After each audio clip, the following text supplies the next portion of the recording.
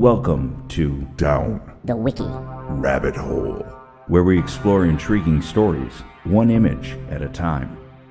For this edition, I entered the search term crime scene into Wikimedia Commons. I scrolled until I found an interesting photo, which you can see for yourself on Curator135.com. From there, I dove in as deep as I could and retrieved as much information on the story as possible. So join me as we take a closer look at the lipstick killer, his alleged crimes, the media frenzy that followed, and the enduring controversy surrounding his guilt. Was he truly the monster he was made out to be, or did the real killer slip through the cracks of history?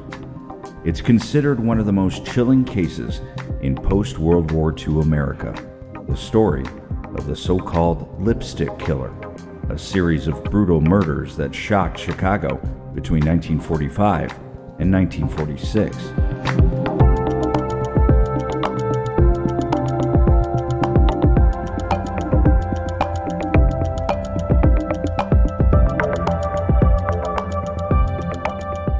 William Heirens, known as the Lipstick Killer, had a troubled childhood that shaped his later criminal behavior. Born on November 15, 1928, in Evanston, Illinois, Heirens grew up in a middle-class family. His home life was difficult, marked by financial struggles and tension between his parents, which likely contributed to the emotional issues he faced. Despite his troubled family environment, Heirens showed signs of high intelligence from a young age. However, alongside his intelligence, he began stealing at just 13 years old, not out of need, but for the thrill of it. Heirens never sold what he stole. His stealing habits escalated as the family moved to Lincolnwood, a suburb of Chicago. He was caught several times, but continued his criminal activities between visits to various institutions. His lack of remorse for his actions was concerning. At age 13, Heirens was arrested for carrying a loaded gun. After a search of his family home, police discovered a number of stolen weapons hidden in a storage shed on the roof of a nearby building. They also located furs, suits, cameras, radios, and jewelry, trophies from his crimes. Heirens confessed to 11 burglaries and was sent to the Gibault School for Wayward Boys in Terre Haute, Indiana, for several months in 1942.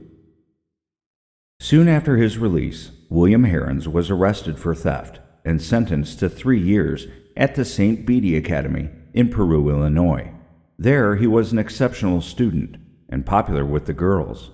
Just before his release, at the age of 16, he won a scholarship to the University of Chicago.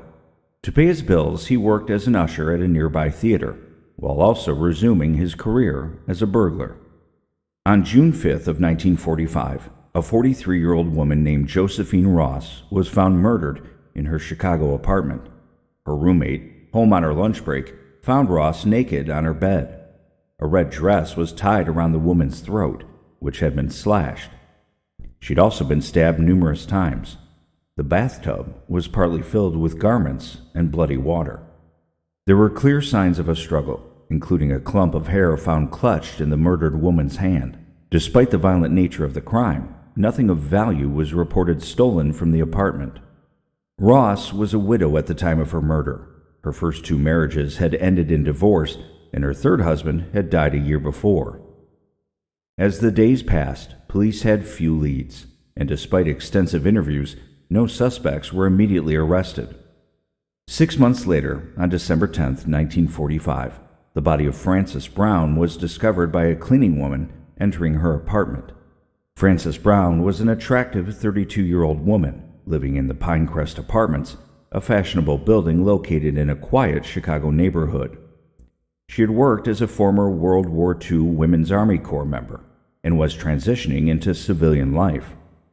At the time of her death, she worked as a secretary and was also pursuing part-time work as a model. Brown had been shot in the head and stabbed multiple times. One of the knife wounds was so deep that it reportedly pinned her body to the wall. The level of violence used in the attack suggested a deep rage or a methodical, sadistic intent by the killer. What made this case particularly notorious was the chilling message scrawled on the wall of her apartment in lipstick, which read, "For heaven's sake, catch me before I kill more. I cannot control myself." This message cemented the idea of a serial killer on the loose and led to the eventual nickname, Lipstick Killer. As with the Josephine Ross murder, there was no immediate sign of forced entry into Brown's apartment, and any valuable items were left untouched. The savagery of the attack, combined with the bizarre message, led investigators to believe that this was not a random act of violence, but part of a larger series of murders. Fear was spreading throughout Chicago as authorities scrambled to find the person responsible. That fear would escalate less than a month later. On January 7th of 1946, 6-year-old Suzanne Degna was kidnapped from just outside her family home in the affluent neighborhood of North Kenmore Avenue. Her father, James Degnan, was a prominent engineer with the Office of Price Administration. The family was well respected and led a quiet life, which made the crime even more shocking. In the early hours of January 7th, Suzanne was abducted from her second-floor bedroom. Her parents awoke to find her bed empty and a ransom note left behind, demanding $20,000 for her safe return. The note, crudely written, read, "Get $20,000 ready and wait for word. Do not notify the FBI or police. Bills in 5s and 10s." Despite the note's demands, the Degnans contacted the police immediately, launching an intense search for the missing girl. Later that same day, the case took a gruesome turn when authorities discovered Suzanne's dismembered body in several different sewer drains near her home. Her remains had been carefully disposed of, and her body had been dismembered with surgical precision. Investigators were horrified by the brutality of the crime, which clearly required some level of medical knowledge. Her head, legs, arms, and torso were found in different locations, confirming the level of planning and cruelty involved in her murder. An intensive investigation followed, involving a massive police effort to track down potential leads. Investigators initially suspected that someone with medical training could have committed the crime due to the precision of the dismemberment. Several suspects were interviewed, including butchers, surgeons, and local criminals, but the case remained unsolved for months. In June of that year, William Heirens, who was enrolled in the University of Chicago at the time, was arrested for attempted burglary. During his arrest, police uncovered evidence that linked him to the murders of Suzanne Degnan and the previous victims, Josephine Ross and Frances Brown. The interrogation of William Heirens by the Chicago police is one of the most controversial aspects of the case. The methods used to obtain his confession have been criticized over the years, with many believing that his rights were violated and that the confession may have been coerced. During his arrest, he was struck by a police officer and subsequently taken into custody.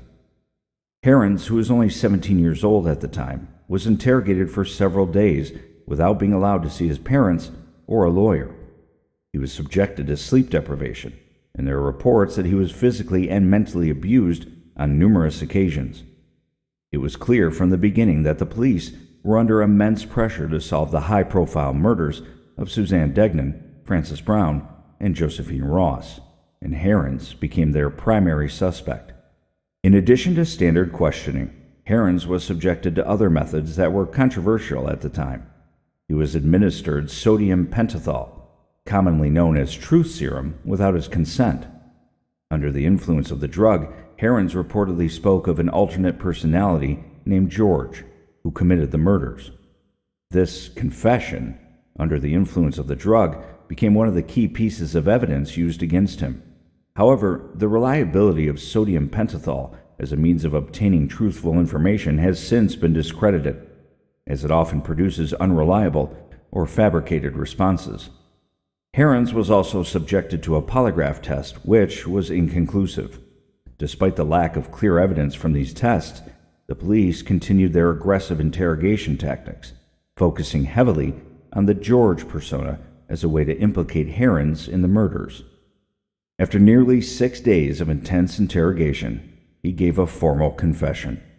His confession detailed the murders of Suzanne Degnan, Frances Brown, and Josephine Ross, but he later recanted, stating that the confession was forced upon him by the police. He also claimed that he had been promised leniency if he cooperated, which influenced his decision to confess. Facing the death penalty, Heirens accepted a plea deal to avoid execution. He pleaded guilty to the 3 murders and was sentenced to life in prison. However, Heirens spent the rest of his life maintaining that the confession was coerced and that he was innocent of the murders. Over the years, legal scholars, journalists, and human rights advocates have raised serious concerns about the methods used in Heirens' interrogation. Many believe that his rights were violated and that the confession was obtained through unconstitutional means. The lack of physical evidence directly tying Heirens to the murders has only fueled these suspicions. William Heirens spent more than 65 years in prison, making him one of the longest-serving prisoners in the U.S. at the time of his death. His time in prison was marked by a mixture of personal rehabilitation efforts, continued claims of innocence, and repeated but unsuccessful attempts to gain parole. After being sentenced to life in prison for the murders, Heirens was initially sent to the Illinois State Penitentiary in 1946. The beginning of his imprisonment was a difficult adjustment, as he had entered prison as a young man, convicted of heinous crimes, which made him a target among other inmates. Despite the harsh conditions, Heirens used his time in prison to focus on self-improvement. He was described by many as a model prisoner and someone who sought to better himself through education and work. One of Heirens' notable achievements during his incarceration was his dedication to education. He became the first prisoner in Illinois to earn a college degree while in prison. He took correspondence courses through Sauk Valley Community College and other institutions, eventually earning a bachelor's degree. His pursuit of education became a central part of his rehabilitation, and he was known to assist other inmates with their studies as well. Heirens also learned various technical skills while in prison, including electronics and mathematics. He became well-versed in electronics repair, which he used as a form of employment during his incarceration. His proficiency with technology allowed him to contribute to prison maintenance and other work assignments. Heirens' legal team made numerous appeals over the years, arguing that his trial and conviction were unjust. His defense argued that there was insufficient evidence tying him to the murders, especially the Degnan case, where no physical evidence definitively linked him to the crime scene. However, despite these efforts, Heirens was never exonerated, and his repeated bids for parole were denied. His first parole hearing occurred in 1975, but his request was denied. Over the decades, Heirens appeared before the parole more than 24 times, and each time he was denied release. The board often cited the severity of his crimes as the main reason for keeping him in prison. In later years, Heirens garnered significant public attention and support from human rights advocates and legal professionals who believed that he had been wrongfully convicted. Some argued that his case represented a miscarriage of justice and called for his release, but these efforts were ultimately unsuccessful.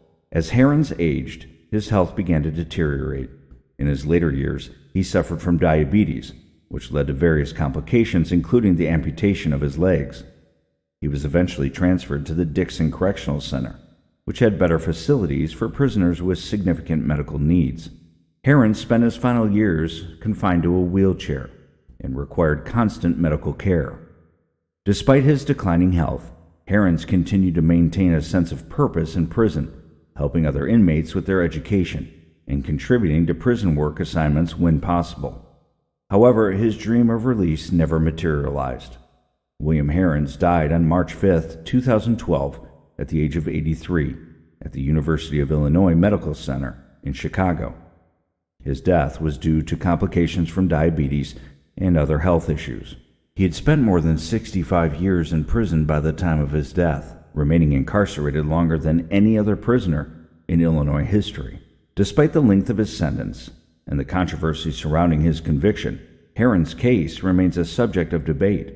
Some believe he was the lipstick killer, responsible for the brutal murders, while others argue that he was a scapegoat for a flawed investigation and coerced into confessing under duress. His story raises questions about the integrity of the criminal justice system, particularly regarding coerced confessions, prisoner rights, and the treatment of juveniles. His long life behind bars reflects both the severity of the crimes he was convicted for and the ongoing doubts about whether justice was truly served in his case. Psychologists later suggested that Heirens may have suffered from a personality disorder.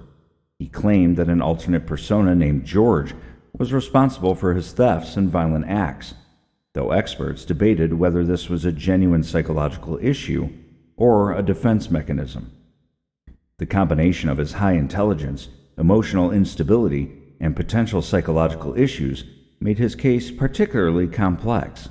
In the end, Heirens' childhood and early behavior may very well have laid the groundwork for his later crimes. Inspired by the lipstick killer case, The Bloody Spur by Charles Einstein was published in 1953.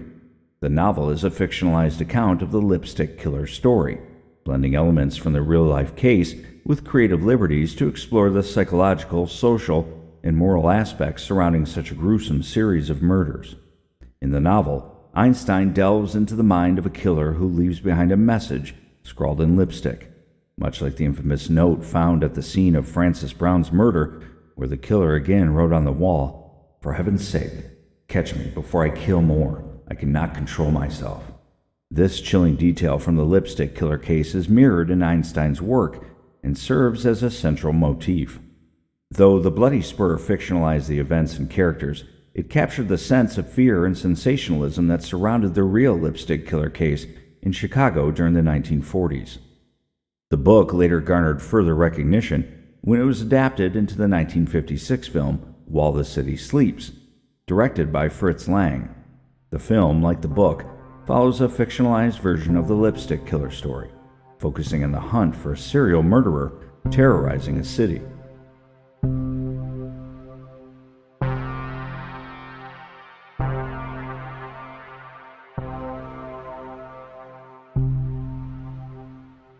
As we climb back out of this dark chapter of history, we're left with more questions than answers. The lipstick killer case remains a haunting reminder of how complex justice can be, and how the truth sometimes gets tangled in the shadows of fear, media pressure, and public outrage. It all began with a photo. What we uncovered was a tale filled with mystery, fear, and a chilling message scrawled in lipstick on a victim's apartment wall. The cryptic writing would captivate and horrify the public, eventually leading to the arrest of a man who, despite maintaining his innocence, would become infamous in American criminal history. Whether William Heirens, the man convicted, was truly guilty or another victim of a rushed system is something historians and true crime enthusiasts continue to debate. What we do know is that this case forever altered the landscape of criminal investigations in post-war America, and the eerie image of that lipstick-scrawled message lingers in the collective memory. Thank you for joining me on this journey down the rabbit hole. Until next time, stay curious, and remember, sometimes the stories behind a single photo can lead us into the most unexpected places. 143.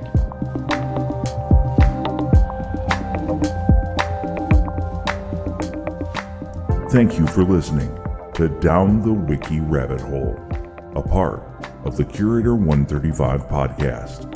For more information, visit curator135.com and listen to all of the Curator 135 podcasts on any streaming service. Down the Wiki Rabbit Hole.